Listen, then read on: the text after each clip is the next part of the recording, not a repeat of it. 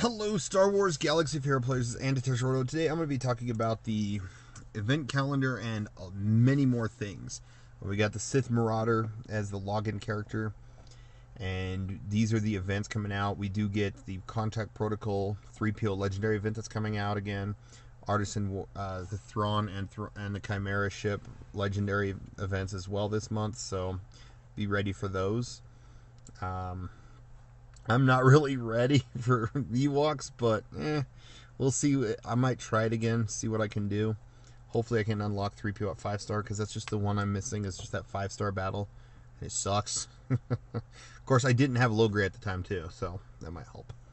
And then here's the Territory Battle Wars and Grand Arena coming up this month. 5v5, 5v5 characters and ships, and then 3v3. So we also did had a light update with the March event calendar, as well as the login character, which is, again, Sith Marauder, which there's a lot of speculations, and I'll get to that here in a bit. But so, and then we got some clone troopers.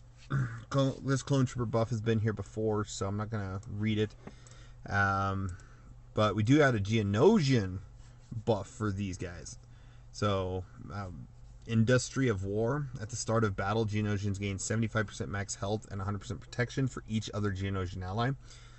When Geonosian ally use an ability, they use Foresight for one turn, gain Foresight for one turn. So when Sun Fac taunts, he gains Foresight, so it makes his taunt a little better, which is nice.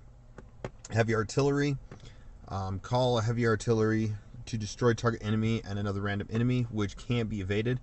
When a Geonosian ally uses this ability, they reduce the ability's cooldown by 1. This cooldown can't be reduced any other way, and is shared across all Geonosian allies and starts on cooldown of 3. I thought it would be at least 5 or 6, but because it seems like it says any ability, so that means basics can do it too. So it'll get to the point where they will destroy your team pretty quickly in so many turns. So you better outspeed them, remove their turn meter. Or just kill them quickly, or ability block them.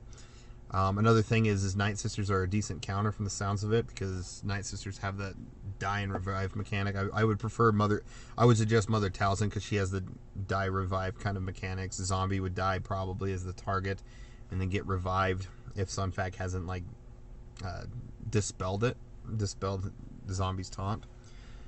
So yep. That is really cool. I like them buffing different teams that have yet to be buffed, just to give them some viability in territory wars. So, and I wouldn't mind them kind of doing that with Grand Arena, just giving buffs to the low end characters as a general buff that's always there until they get a rework. So Jawas always have one, Clone Troopers have one, Geonosians will have one. Once they get reworked, they get taken off. Ugnaught would get one. Just something to boost these characters so they're more viably used. Next, speaking of Grand Arena and Territory Wars, so we announced that with the introduction of Grand Arena, our intention is to continue to move Territory Wars in a more playful and fun direction. We heard your feedback over the last couple of months and what works and what doesn't, what you'd like to see more of and what you'd like to never see again, and we wanted to share some changes that we're making.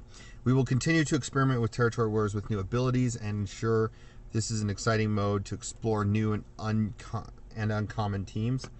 We will bring back some of the past favorites and introduce new ones as we look to keep the experience fresh. That's awesome. We have made several changes to our upcoming plans to address the feedback we've received. Excuse me. No more complete character bans. That is huge, but it says complete character bans. So what does that mean entirely? But anyways, let me read it and I'll go on with my thoughts. Our original intention was to shake up which squads you'd face rather than just facing the same powerhouse squads all the time. But we hear you that the first implementation was too restrictive to be fun for many players and entirely removed some of the Star Wars most iconic characters from regular play. We aren't planning on bringing picks or bans back to Territory Wars in the same way. where a character is completely blocked from the entire event. However, we will continue to explore ways to encourage more alternative squad formations on the map. We will also more heavily lean into focusing on bonuses and passives to really elevate some of the less used characters, or just provide new utility to well-known characters. So that's interesting. I will say I do like the idea.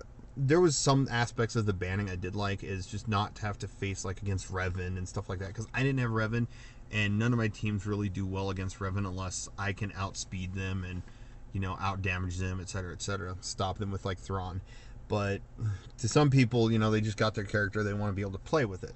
So I feel like they might actually, my prediction is they might set up, for example, so you don't have Yoda with Revan, they might do a couple of territories where only older public and say like another random odd faction, First Order and Resistance are in one area. So it kind of resists the temptation of using Revan with Yoda and stuff like that, just to kind of mix things up a little bit. We'll have to see more of what they do in the future. Frequency events. We can now support running multiple events at the same time, so we are adding more Grand Arena events each month starting in March. See details below. Yeah, I've already showed those off. Grand Arena auto deploy. It's really annoying to get into Grand Arena and not having an opponent place any defenses.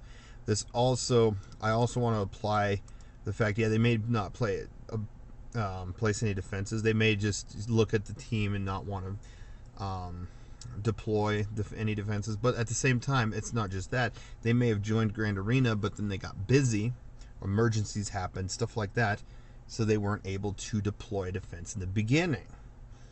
So that's something to think about for some of those people too. Not only does it deny you a small amount of credits or quest progression, but you just can't participate in the fun. We are working on a feature since the launch of Grand Arena, but ran into some difficult bugs. The good news is we're close to hammering out the major issues with auto deploy, and we hope to add this to one of the next couple of updates. So it makes me wonder if they're going to allow you to, when you join, you have to set up multiple different teams, like 5v5 you always have, and then it'll always stay that way. And if you want to change things up, you can go in and change it, like a kind of a mini character squad formation, squad modification area, where you have squads and then they just randomly throw things in, so that at least you have a defense. Yeah, it may not be the way you want, but it actually might change things up. However, I feel like maybe they actually have changed Grand Arena up a little bit by having you put in like 30 different teams or 20 different, whatever many different teams, and then they pick different teams and throw them in defense, and then offense you have to use what's left. Randomized? Who knows? Maybe they might do something like that to change things up. I think it'd be kind of cool, so that, you know, you just don't, and maybe certain characters would be guaranteed not to be thrown on defense that way, like Revan, maybe even Traya, just to make it a little easier to fight. Use those characters to fight other annoying teams like the Kira-led scoundrel teams and stuff. So, but yeah, that's kind of my thoughts on that. Hopefully we get some more info in the future for that. Grand Arena will continue to be the best place to test your roster, and we'll be growing the number of events per month. We had originally tuned Grand Arena to only run once or twice a month, but we have heard the feedback that you want Grand Arena to occur more frequently. To accommodate for these additional events, March 3rd Grand Arena will stay with current rewards, but March 17th and 24th will have updated rewards to compensate for the increased number of events.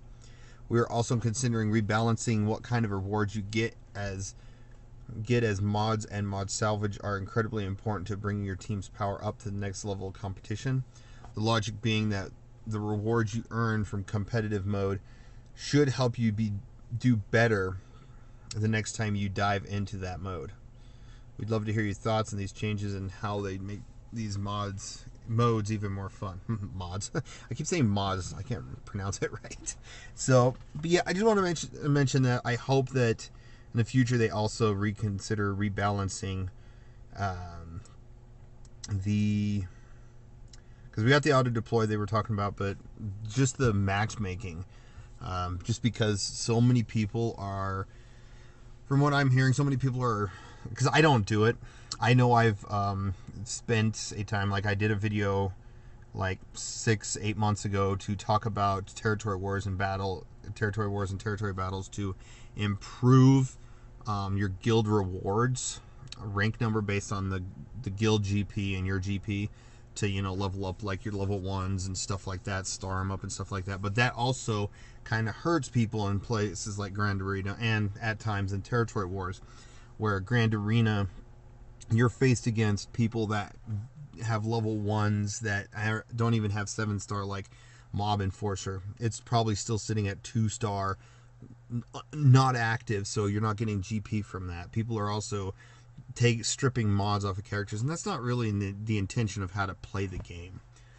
Like maybe you take a mod from a character and you forget to put it back, that can be understandable, but like they should all be modded. They should all be eventually level 85, gear at least 8 to 12 range, and so on, just so you can have multiple teams, multiple to battle in multiple areas. So I do hope they address this in the future, just the matchmaking, like maybe take the top 20 characters, 30 characters, something like that, and base the GP off that, just to give players, because my top 30 may be, I may not have Revan, but I also, some players would actually have like CLS and JTR all Zetaed at 2 to 3 stars, or all 2 to 3 Zetas. My two Ray and JTR or Ray and CLSs are just at 1 Zeta, so those kind of numbers should impact if you know how many number of Zetas you have, you know how many Omegas in the top, so many. But I do like that they are improving the fact that Grand Arena, if they do not have ships, they will cut the ship GP to kind of help with that. But again, hopefully they add some more thoughts on that.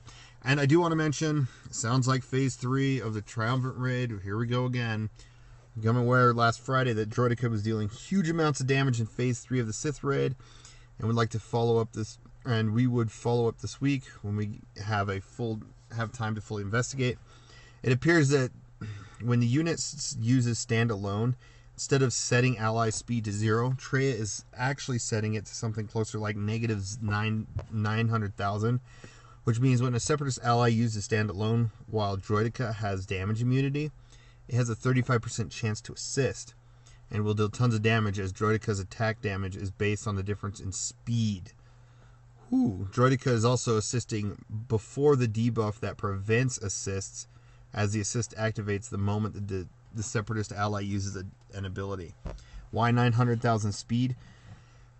So you can read through that, but to be clear, this is an unintentional interaction, and the plan to change Droideka to no longer account for speeds under 0. Traya in the Sith Raid will remain unchanged, but Droideka will no longer be dealing incredible high damage in these circumstances. So yeah, they're going to be kind of nerfing Droideka, but that's just because of the the standalone mechanic, putting the speed down to negative 900,000. They had to do something to probably not make him attack right off, just so that the one fighting Traya alone actually just does damage. So, but yeah, we're going to probably get something. Of course, this was posted the 26th, 2 days ago. So we'll get some more stuff next week, probably. We'll probably get an update next week, probably with maybe an HK rework. Which, we're speaking of which, there's a prediction with the Sith Marauder being the login reward. We're probably going to get Darth Revan this month. We might get HK 47. We might also get a Darth Nihilus ship, which would be nice to change up the ship arena. But we'll have to see how that all pans out in the future. But until then, I will keep you updated and keep sharing my thoughts and opinions. But definitely check out all the other videos I'm releasing. I'm going to be continuing the what Star Wars, the Clone Wars can bring to Star Wars Galaxy of Heroes, and many other videos. But again, thanks for watching. I really appreciate all those watch the videos I make. Please like, comment, subscribe, and share. It'll really support me out. And you guys have a wonderful day.